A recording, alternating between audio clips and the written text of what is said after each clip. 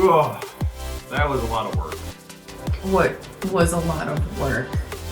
Doing that Pub People thing and going through and ranking, like, I don't know, probably 800-ish games that I've played ever. Oh, that was a lot of fun. I'm glad you enjoyed it. I love doing that. Let's share with everybody what the results were of all of that work with our top 50 games of all time countdown, starting with games 50 to 41 right now.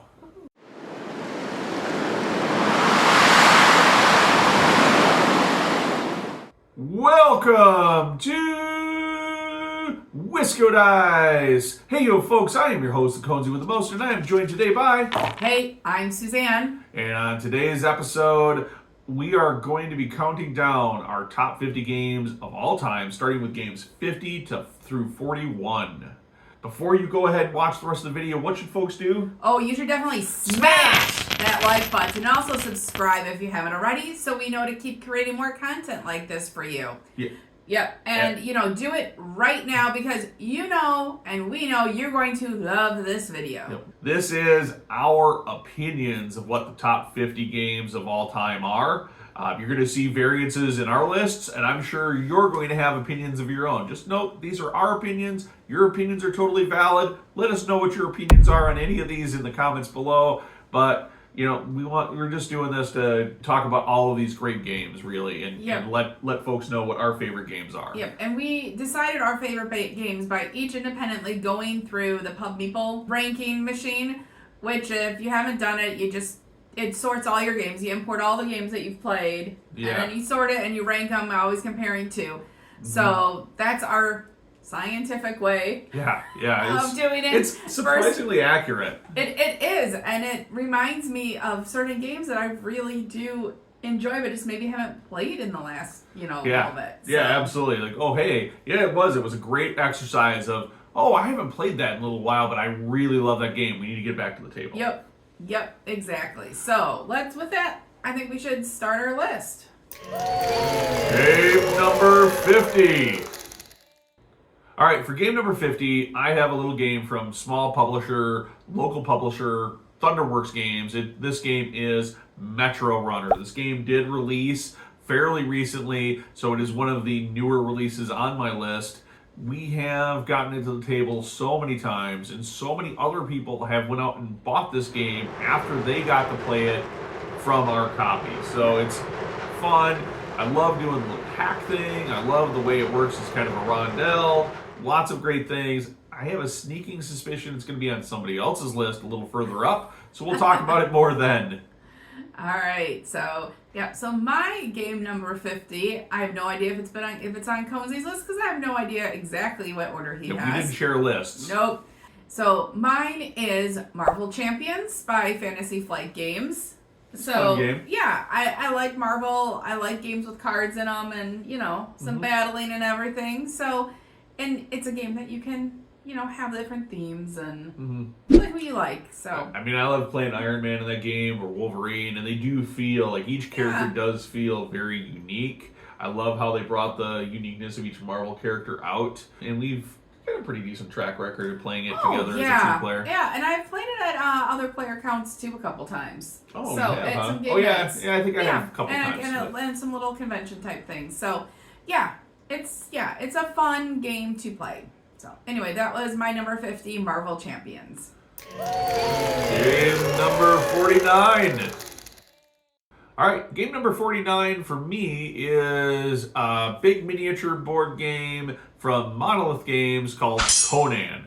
Conan takes on the classic Robert E. Howard gameplay, but in a board game form of Conan and his allies taking on all sorts of villains that are controlled usually by an overlord player who controls the bad guys during their turn. So one of my favorite things about this game is it has, as your overlord player, it has a river. So you can kind of see what each bad guy group and when they're going to activate and how much it's going to cost the overlord to spend in resources if they want to activate something that's further down the river, so that you can kind of anticipate as players, are that group going to activate or that group going to activate between rounds.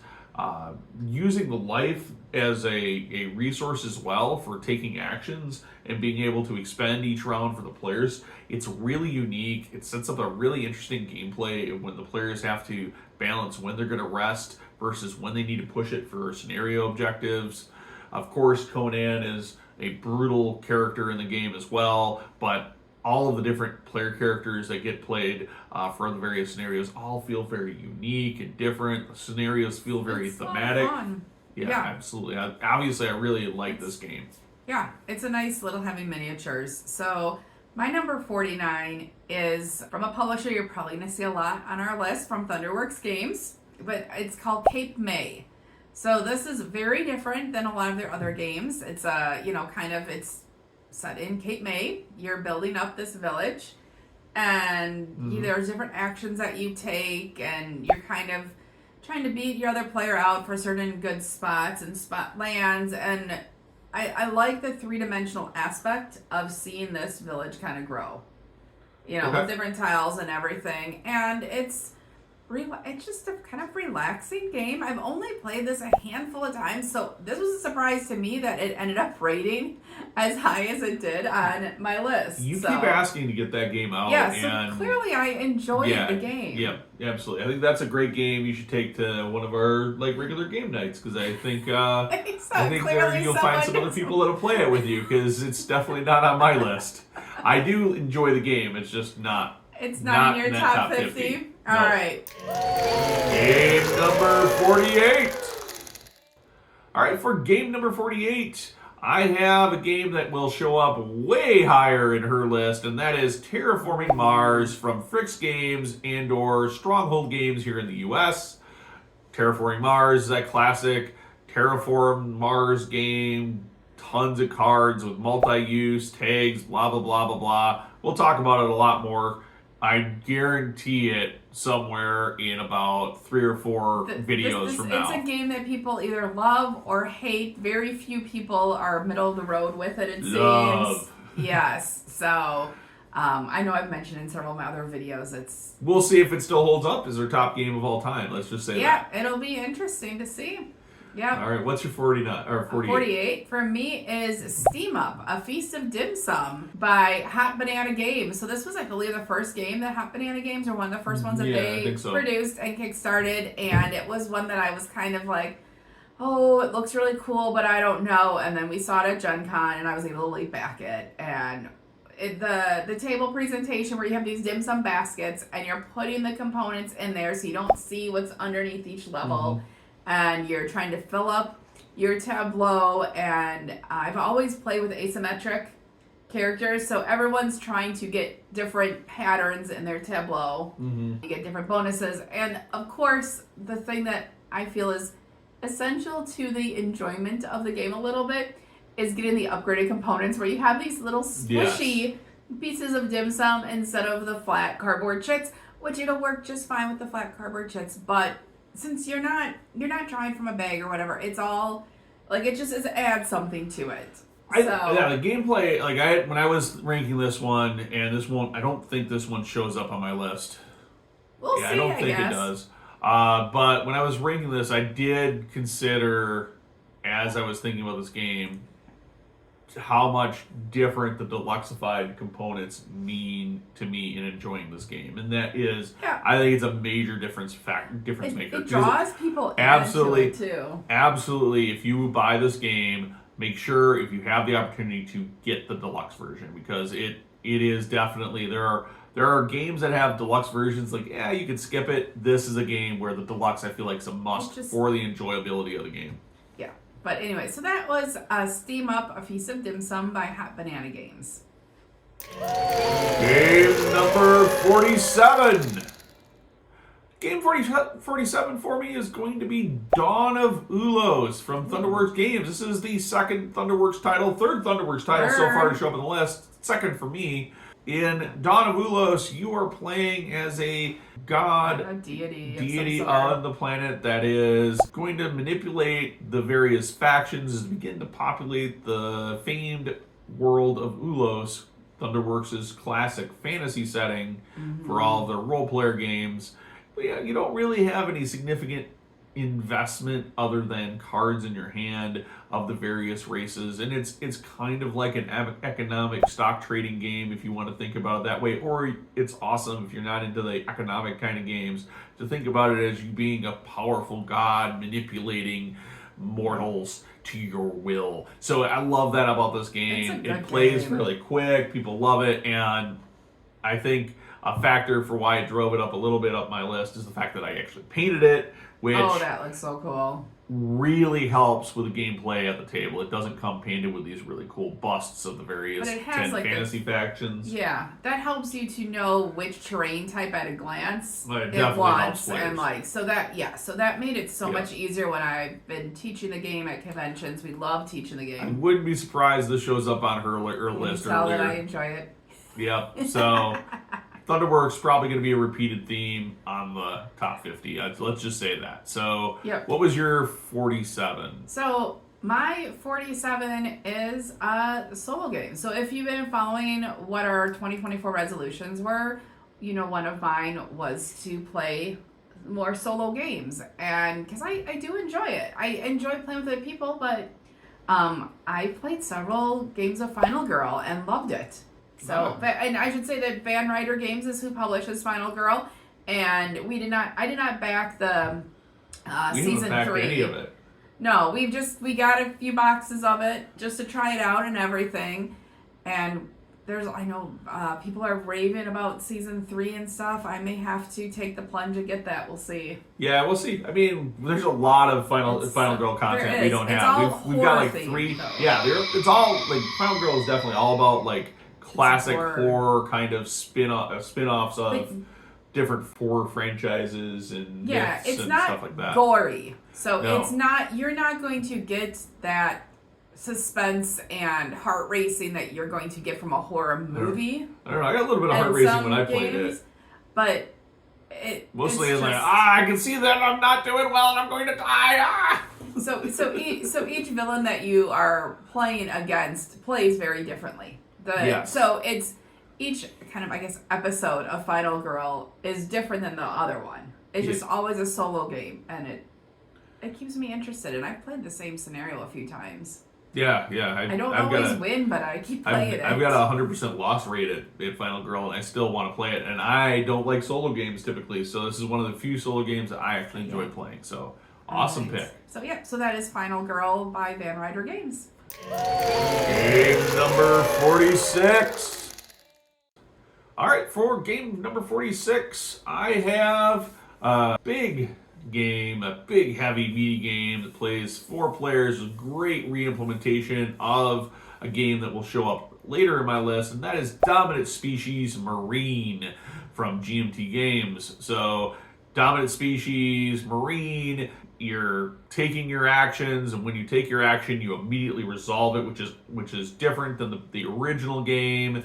Obviously, it's an aquatic game, so you're playing various marine species is what you're going to be controlling. It plays up to 4 players, so it takes the Dominant Species engine and makes it work really well in a 2-player game, which we really like. Now we've only tabled this like once or twice now, so Are you serious? Yeah, I think so. We got it right away. We tabled it. We really liked it. As a 2-player. Yeah, I think so. And I think that's it. We've never gotten enough for other player counts. I've played it without you then. Oh, okay. Because I know I've played it at a 4-player. I love it. It does everything the Dominant Species does, but does it in a smaller box. Or I shouldn't say a smaller box. The box is the same size. Smaller player count. It speeds up the gameplay, or at least the flow feels like you're more invested. Every action, every time that you take a turn, you're doing something. Because you're resolving it, it feels like the turn is more impactful. Yes, which is really good. Although it means the game state is constantly changing as well, versus the big planning phase, and then you resolve it. Right, and it just helps you keep moving along. But it was an amazing re-implementation of the Dominant Species engine. Oh, absolutely. My game here is Architects of the West Kingdom by Garfield Games. So this is one I'm sure will show up on someone else's list, probably. I really enjoy it. It probably is not that much higher on my list because I do not do so well at it. Someone takes all of my workers. and plays very, very aggressive in this game. Yes, that's someone sitting next to me. This is a game I do not play that aggressive in, which surprises people. That is true. I do tend to. You can't just let people's workers sit out there. No. You have to You have to plan. So I think what doesn't work for me in this game as much as you need to plan out several moves and have an idea of what your opponents are going to do very early on in the game to be as successful or competitive when you play with someone like Conesy. I don't think I need to know what other people's moves are. I'm playing my own game for the most part. He seems to know exactly what I'm going to do and block me a lot in this game. There's no blocking. You just you place your worker and you do the thing. Yeah, you take my workers when I have them up to the optimal level. Because you can't count on getting stuff. Like, that's the thing. You can't count on getting stuff. You get resources, or you take an action based on the number of your little workers you have in a space.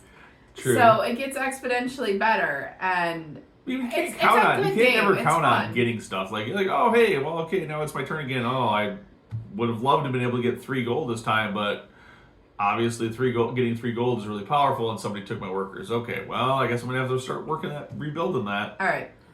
I mean, it's a good game. I enjoy playing it. I don't think I've ever said no to playing it. And we play with several of the expansions. And that is one thing I should note from my games on my list. If it has expansions or different variants of it, kind of like with Final Girl, I looped all my Final Girl in. This is Architects of the West Kingdom and all of the expansions that we happen to own with it. I'll play it without the expansions. I'll play it with the expansions. I love it. So we'll talk about it later, I'm sure. Game number 45.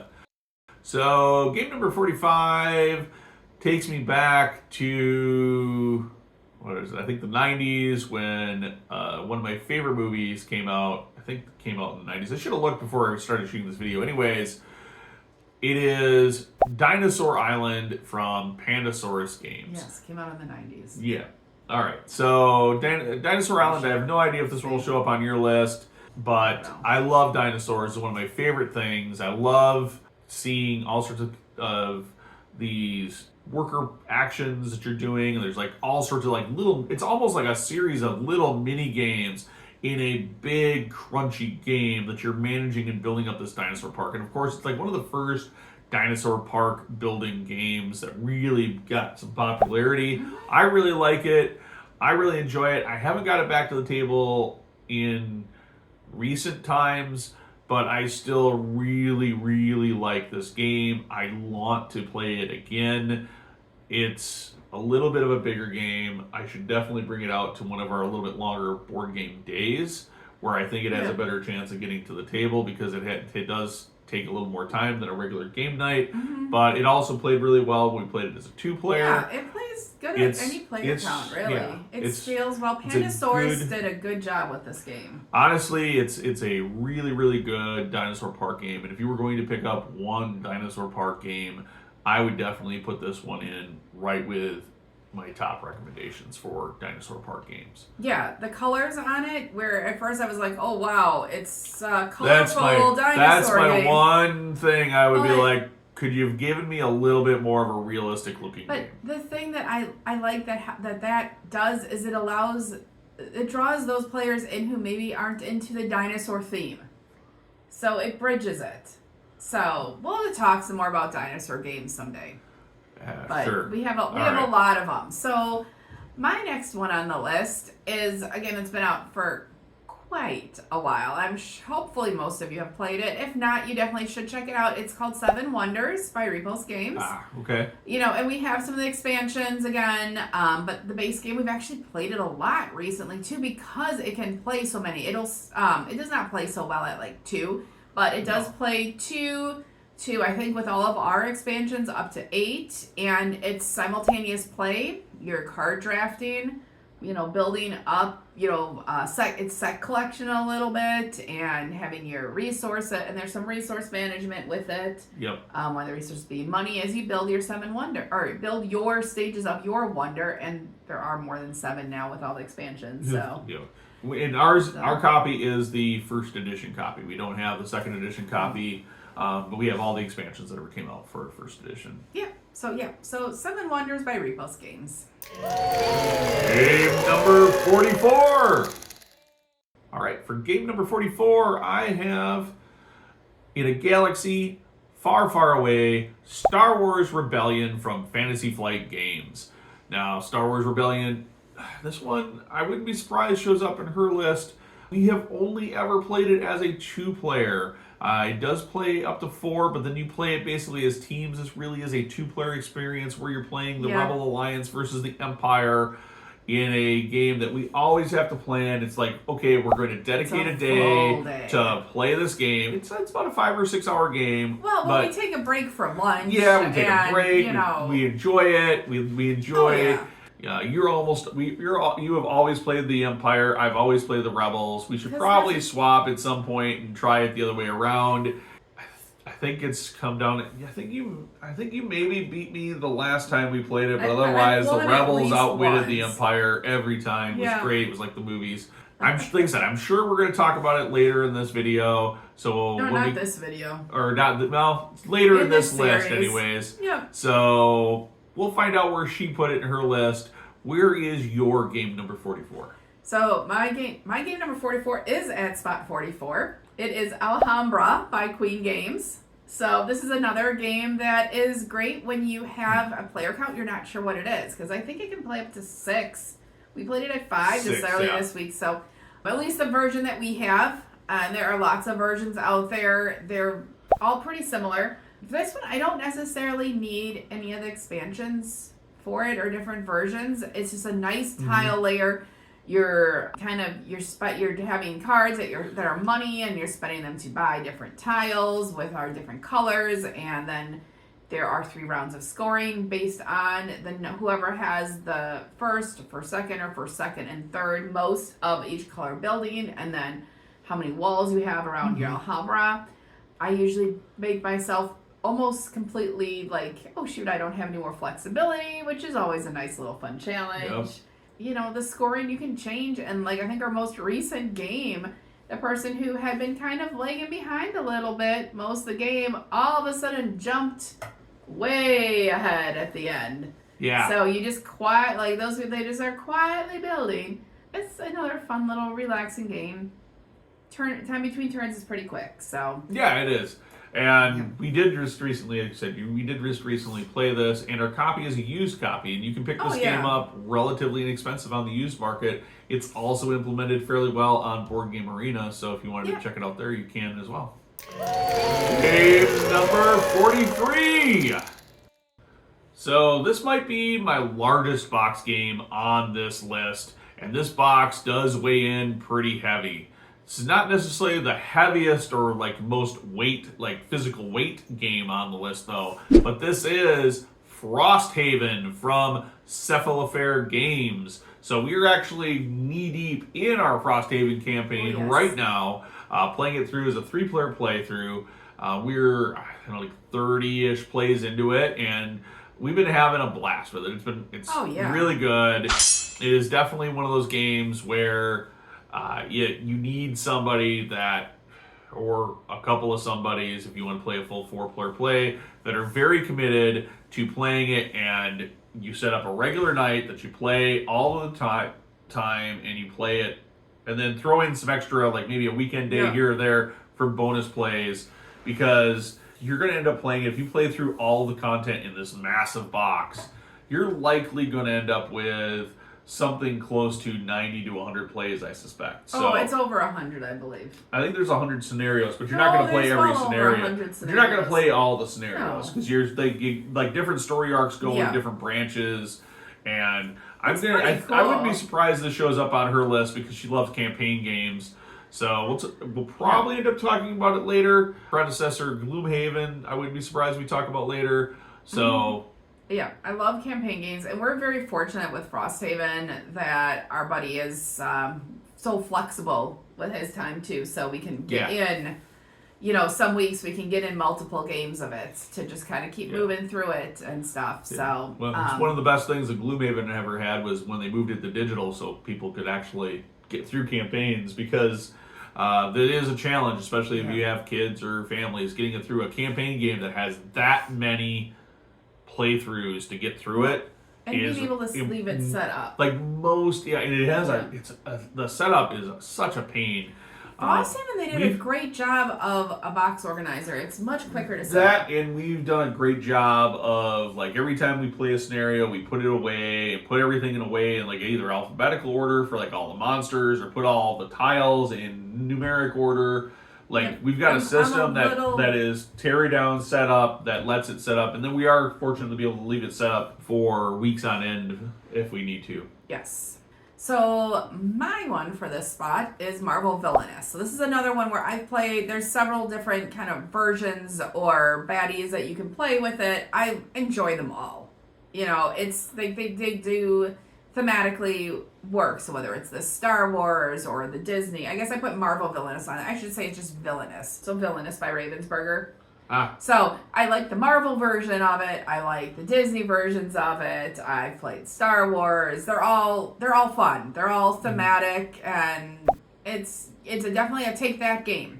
So you have to play with people who don't mind and understand that part of the game is, you know, doing things to hinder the other players. So I think there's some scaling issues with Villainous when you play at lower player counts. There's certain villains that you're playing that require like a little bit longer play against certain other villains, but otherwise, I really enjoy Marvel Villainous. It's a lot of fun. Any Villainous. I mean, you really get into some of the Disney characters. I do get into some of the Disney ones. I get into the Marvel ones, obviously. The Star Wars ones, absolutely.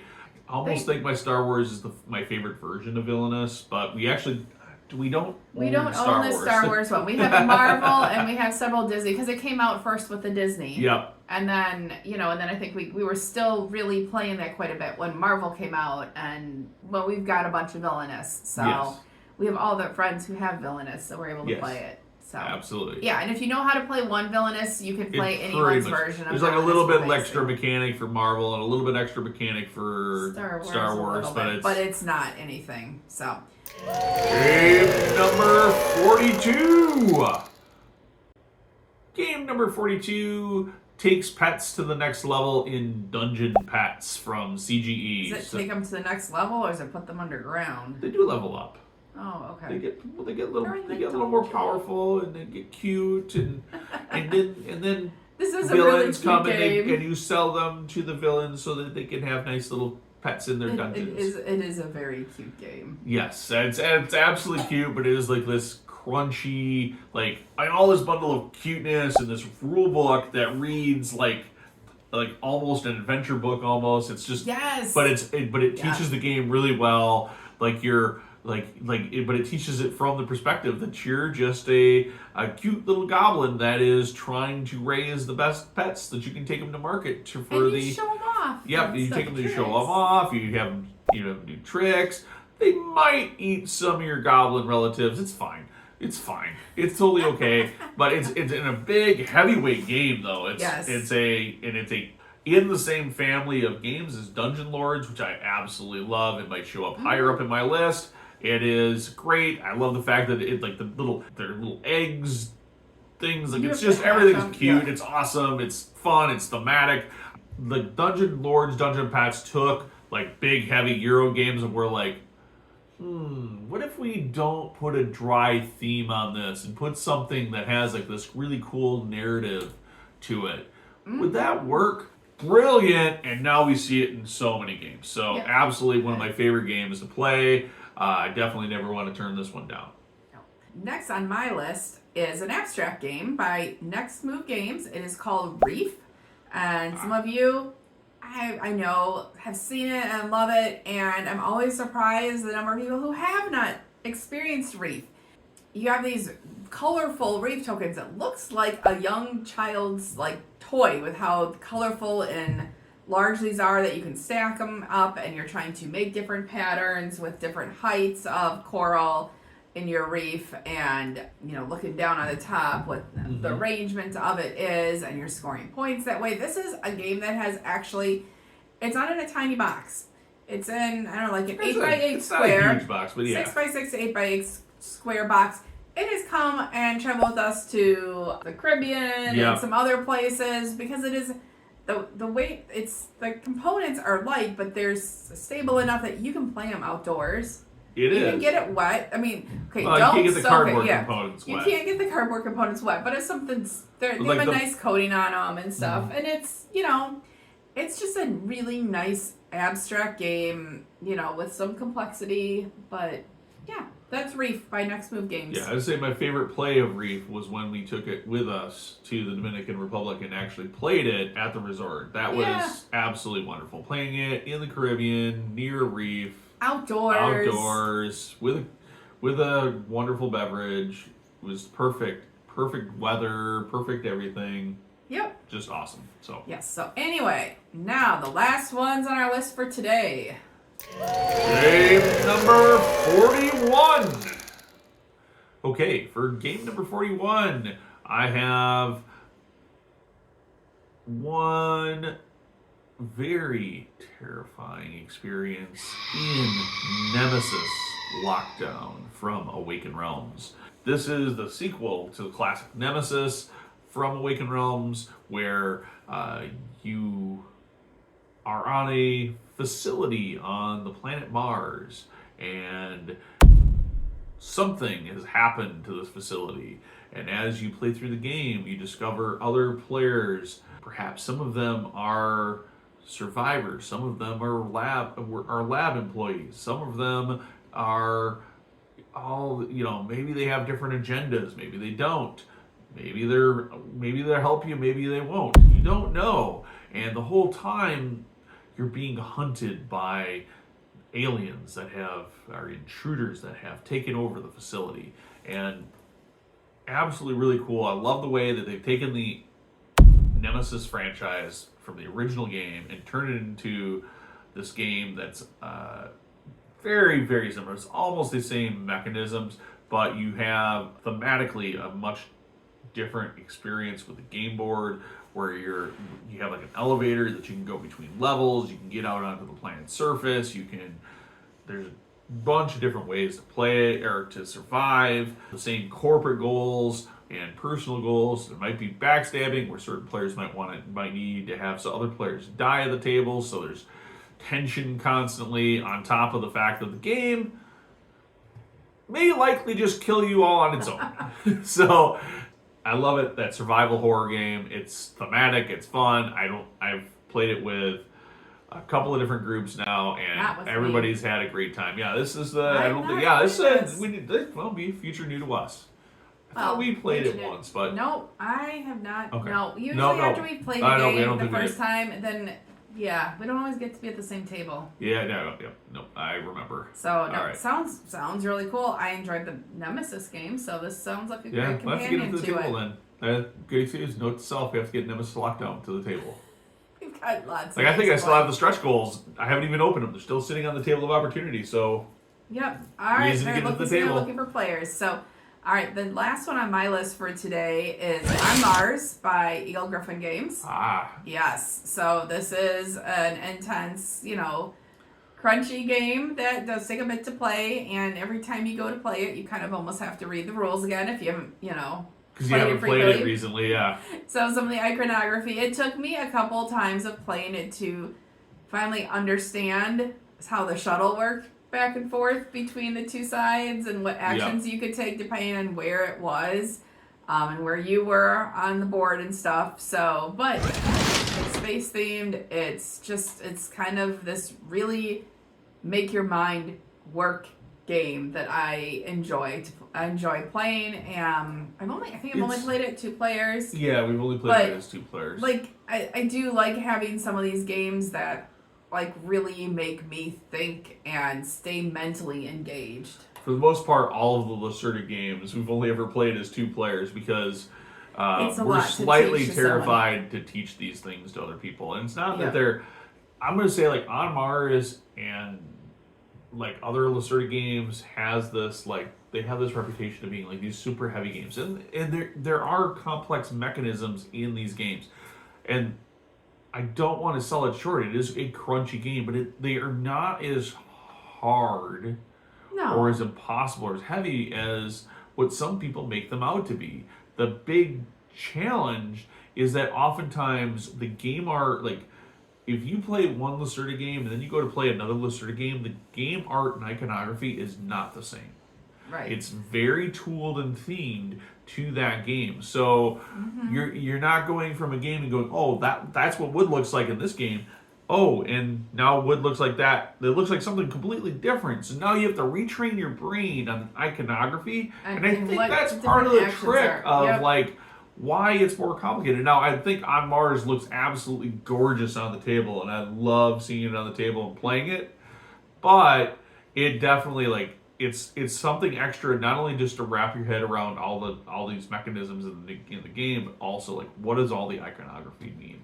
Yeah, but I do enjoy that. It makes my brain stretch and work a little bit more. All the screen printed meeples and stuff like that. It is a very pretty game on the table. So that is On Mars by Eagle Gryphon Games. So I think that wraps up our list. That does wrap up our list. So stay tuned. We'll have our next list up in about a week.